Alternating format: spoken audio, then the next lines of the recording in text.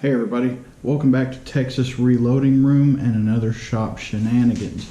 My name is Justin, and today we're gonna make this. I have already gone ahead and done the rough work, all the hogging, getting the block down to size. So really all we've got to do now is put the features on it.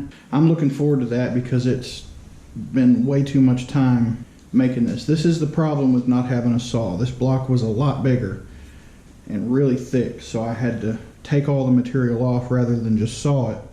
I've already got it secured in the vise. We're going to edge find off of this corner here. Since I know all of my dimensions, I can find anywhere accurately on this block. So I've already cleared all the burrs off the edges here.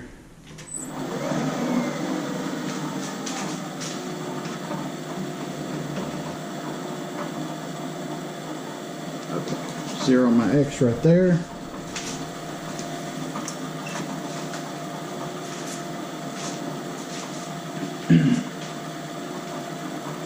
I'm going to go ahead and bring that in 100 thou and zero there. That's going to be our true zero on X. Now we can do the Y.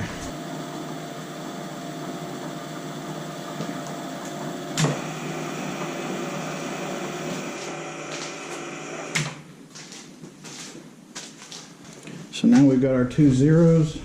So basically how this is laid out right now, I'm going to set it like this. We're going to take this section first, because what's going on here, this is a slant up and then a slant down from that, and this spot is true flat with the bottom. So we're going to do this whole pattern, and one measurement that I did not get is from the center of this hole to the edge here. So I need to get that real quick. I'm thinking it's going to be 1.6 like everything else, but I got to double check that. Actually, that number is 1.150. Let me get my drill chuck in here and we'll get started on these holes. So I've got my spot drill set up. What I'm going to do is I'm going to zero on the center of that hole, because this hole pattern is determined by the center of that. So we're going to go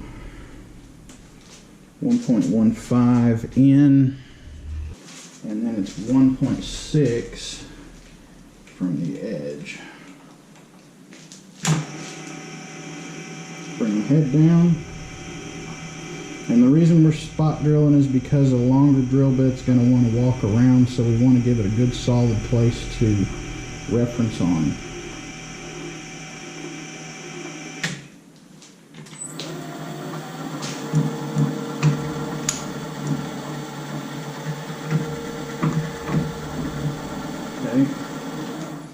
In each one of these holes, I'm going to double check the math on, but they are 0.55, so 555 thousandths.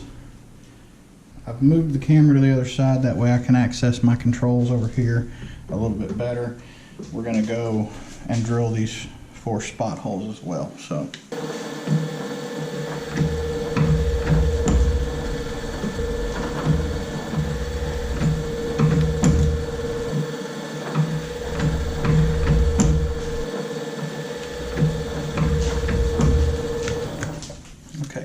Next, we need to make the radius of each of those holes 240 thousandths.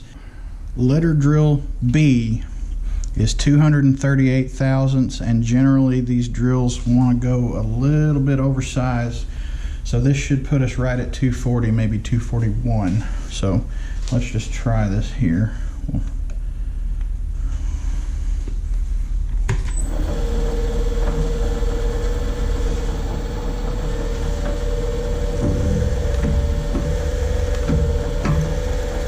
And these are all through holes.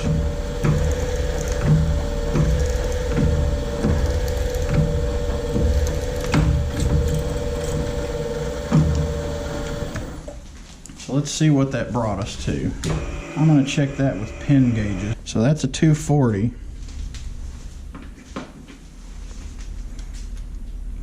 .241 is nice and tight, and I bet a 242 won't go. Nope, So about 240.5, 241. Let's do 3 more. And then I'll probably go ahead and drill this one. We're gonna make that a bigger hole.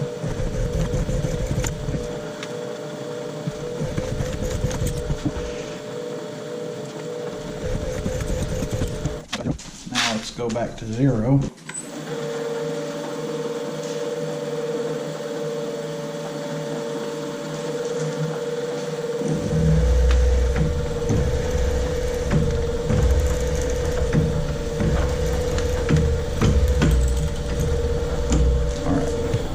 Now this hole's final diameter is going to be 74 thousandths. I don't have a drill that big, so I'm going to take it up to my 1/2 inch, and then I may see if I can do my 3/4 end mill down in that hole. We'll see how that'll work. So now an important note: the bigger your drill is, the slower it needs to go. So we're going to tune this down to probably like 600 RPM.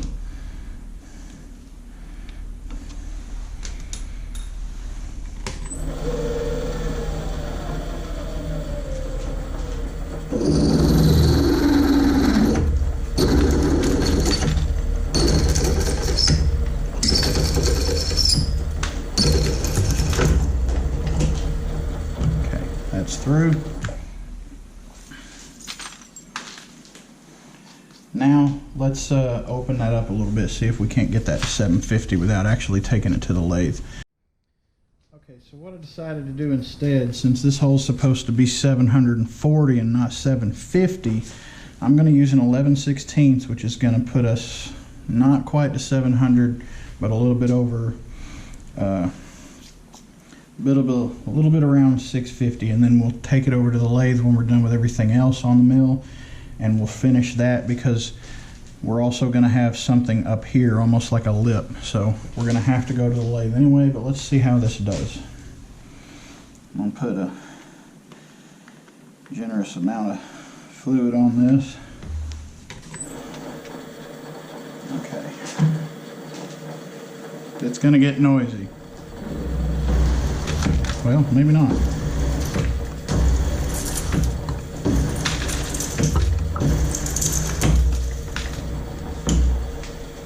So used to them being noisy.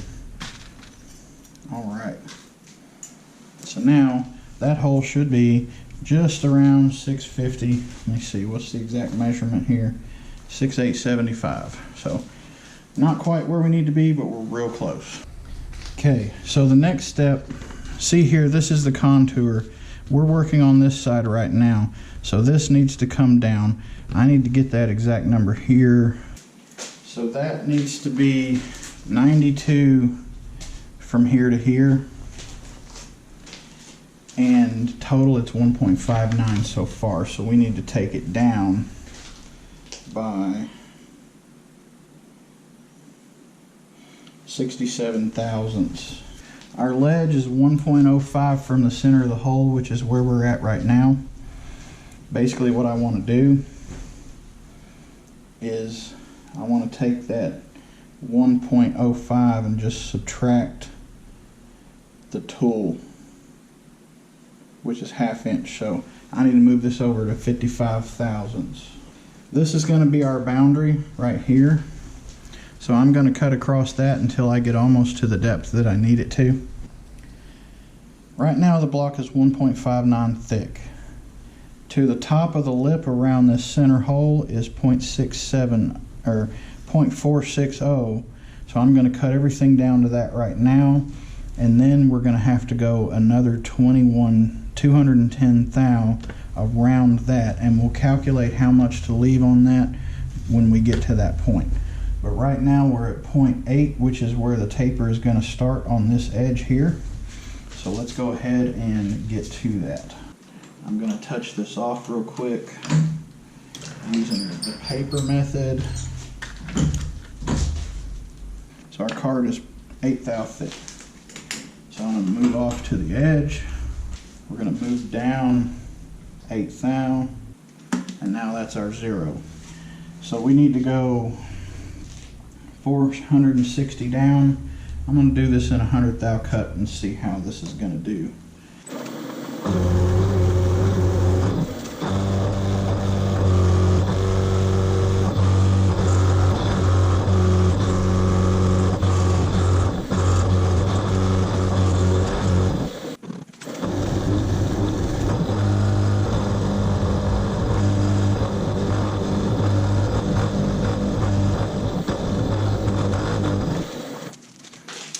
Now, to take it down smaller, basically what I'm going to do is this external diameter here for the lip is going to be 1 inch. So that gives us a 1/2 inch radius. So I need to move my tool 1/2 inch plus half of the diameter of the tool. So we're going to go to 750 on both sides and cut here. And we got to go down to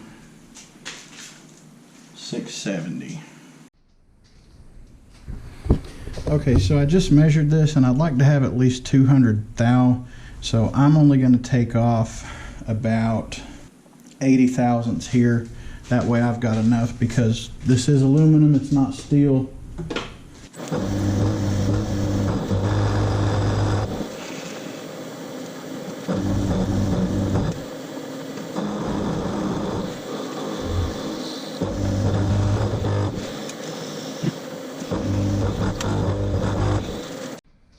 Okay, so the reason that we cut that square here is so that I can take it over to the lathe and turn the corners off, and that'll make a nice round lip on there. So we're finished with the operations with this configuration.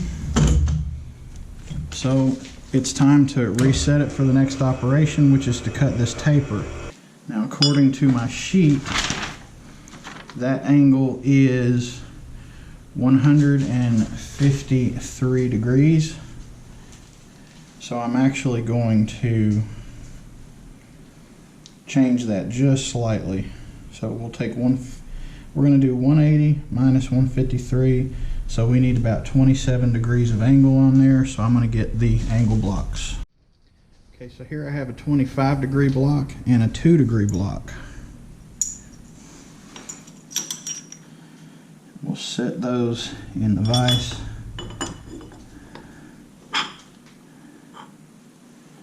And then do it like this.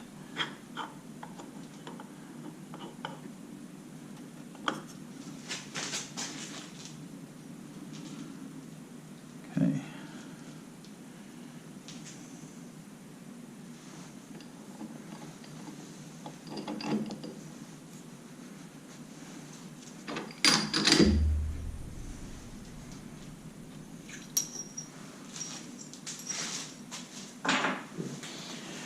Angle blocks are a lot easier than, you know, tilting your head and having to retram it in again.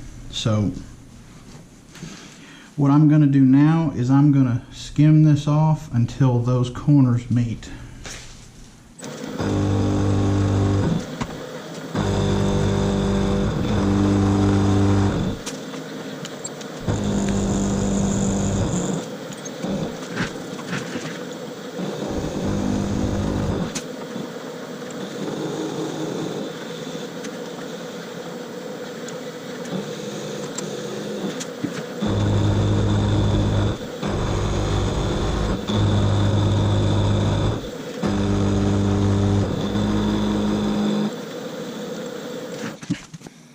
Turning those levers by hand will wear you out, that's for sure. Alright, now that we've got that angle in, you'll notice this is not perfectly level with this. They're not parallel with each other, so I've got to set that angle now too. So I'm going to reference this, and then we'll have to calculate with 90 degrees. When I run it on the computer, it says it's 100 degrees, so the reason it's saying that is because this is 90 and we're slanting it up a little bit, so it's 100 degrees. They're adding 10 degrees here. What I'm going to do is subtract it. Yeah, that's the way I want it.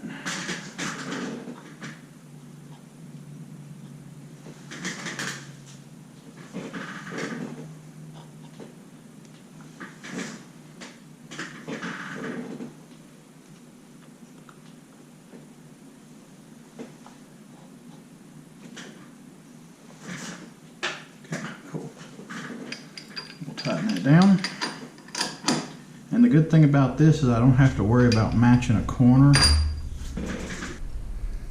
I got the rest of that cut in. Now I did make one little mistake. You might have already caught it.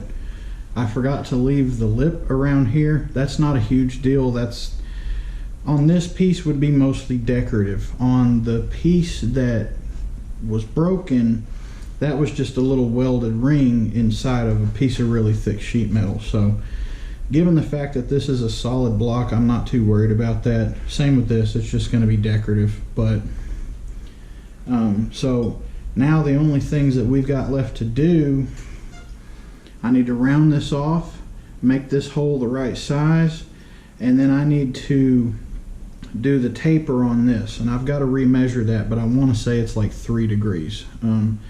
So we got to cut a taper in here, open this up a bit, because this is where the actual pneumatic bar for the desk chair goes into, and it's got a taper to hold it. Alright, phone ring again. So what I got going on here is I've got this hole centered up. I've got one of my boring bars set in here, and this is set to 3 degrees. So right now that's all the way out, but I'm trying to give myself as much reach as I can, and I believe that's all the way to the back of the hole. Okay, so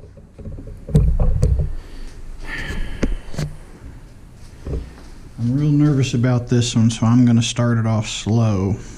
We're going to go to 300 RPM. Let's see. Okay.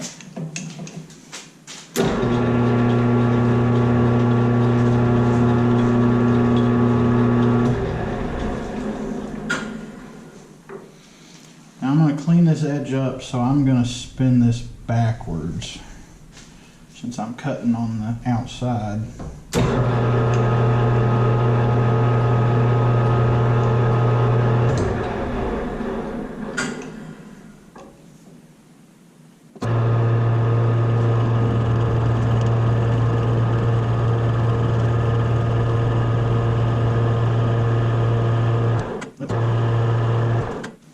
Alright, so I got the outside cleaned up and round. Time to go to the inside, and I just got to be careful because I do have that jaw there. I'm just going to set that gauge up to make sure that I don't go past that.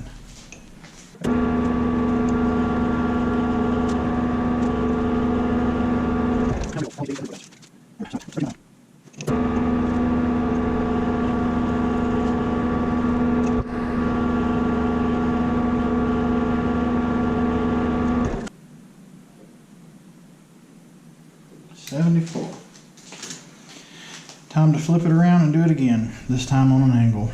Okay, so you probably can't see it a whole lot, but I've got that in there. I had to flip it around the other way, so I've changed the angle of my compound to the -3. And I'm going to go ahead and cut this real quick, and then we'll come back and take a look at it.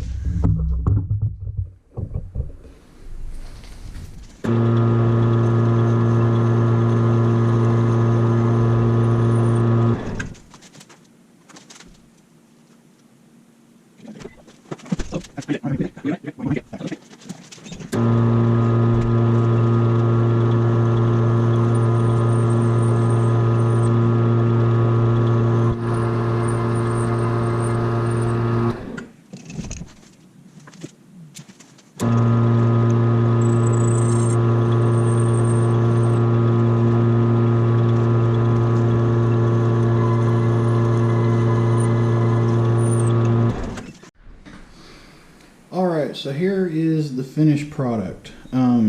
Had to make a slight modification here because the hole spacing on my sheet wasn't correct, but now that works just fine.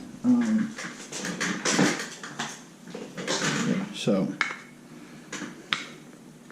it's still nice and tight. I mean, not that it matters. This is a desk chair, not a rocket. That's the cross. That's the hole for the cross pin that holds it to the upper mount, and this is for the adjustment lever that lets you raise and lower the hydraulic arm. So I'm going to put this together real quick. This is for my mom, so I'm going to put this together and then I'm going to go to the house. But yeah, that's kind of a little bit of insight into how I handle some oddball things on projects like this, because this isn't just a square block. We've got different angles here. We've got a taper here, and that taper works just fine. I did check that.